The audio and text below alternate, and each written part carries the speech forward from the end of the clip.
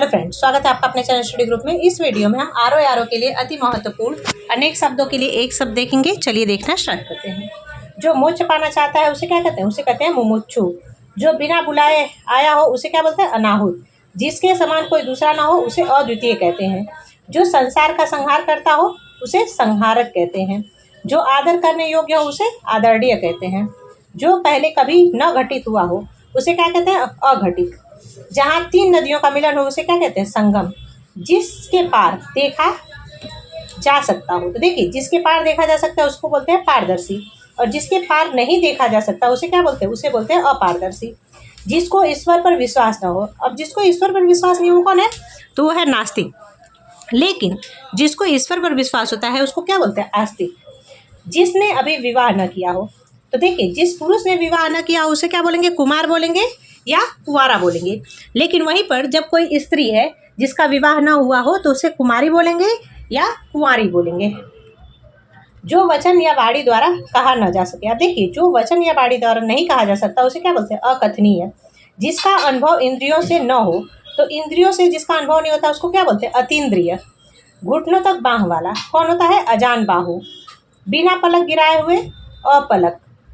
जिसका दमन करना कठिन हो तो उसको बोलते हैं दुर्दम्य। जो भेदा या तोड़ा ना जा सके उसे बोलते हैं अभेद्य।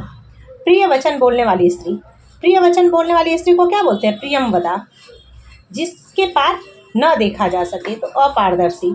जिसका कोई शत्रु न हो अजात शत्रु। जो सबको समान रूप से देखता हो उसे क्या बोलते हैं? समदर्शी। जिसका शत्रु जन्मा न हो उसे अजात शत्रु कहते हैं। शब्दों द्वारा जो व्यक्त न हो सके, अब उसे क्या बोलते हैं? तो बोलते हैं अव्यक्त, यानी कि उसको शब्दों से हम व्यक्त नहीं कर सकते। सांझ और रात के बीच का समय गोधूली या प्रदोष काल, ठीक है। जिसके हाथ में सूल हो, तो जिसके हाथ में सूल हो उसको क्या बोलेंगे? सूल पाड़ी। जो सब कुछ जानता हो उसे बोलते हैं सर्वज्ञ। जिसके पास कुछ भी न हो, अब जिसके पास कुछ भी नहीं होता उसको क्या बोलते हैं? अकिंचन। तथा कथित निम्न जाति में जन्म लेने वाला, जो निम्न जाति में जन्म लेता है उसको क्या बोलते हैं? अंत्यज। अनिश्चित जीविका के लिए तो उसको क्या बोलते हैं? आकाशवृत्ति, यानी कि जिसमें जो जीविका है, खाने के साधन है वो उपलब्ध न हो तो उसको क्या बोलते हैं? आकाशवृत्ति। जिस पर हमला न किया गया हो, अब जिस पर हमला नहीं किया गया होता है उसको क्या बोलते हैं? अनाक्रांत। जो बहुत मंद गति से कार्य करता हो उसको बोलते हैं मंथर। उचित अनुचित का ज्ञान रखने वाला, अब देखिए जो उचित अनुचित का ज्ञान रखता है उसको क्या बोलते हैं? विवेकी, यानी कि विवेक वाला व्यक्ति। जो अपने कर्तव्य का निश्चय न कर सके उसको क्या करेंगे? किंग कर्तव्य विमूढ़।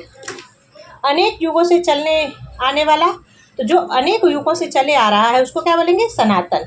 ऐसा कवि जो तत्काल रचना करता हो, अब जो तत्काल रचना करता है उसे क्या कहते हैं? उसे कहते हैं आशु कवि। सरलता से प्राप्त होने वाला, तो देखिए जो सरलता से प्राप्त होने वाली चीज़ है उसे या तो सहज बोलेंगे या सुलभ बोलेंगे। सबको समान भाव से देखने वाला कौन होता है? समदर्शी। कष्ट सहकर होने वाला कार्य, तो देखिए जिस कार्य को करने से हमको कष्ट होता है उसको क्या बोलते हैं? दुष्कर। जिसकी तुलना न की जा सके, अब देखिए जिसकी तुलना नहीं की जा सकती उसको क्या बोलते हैं? अतुलनीय।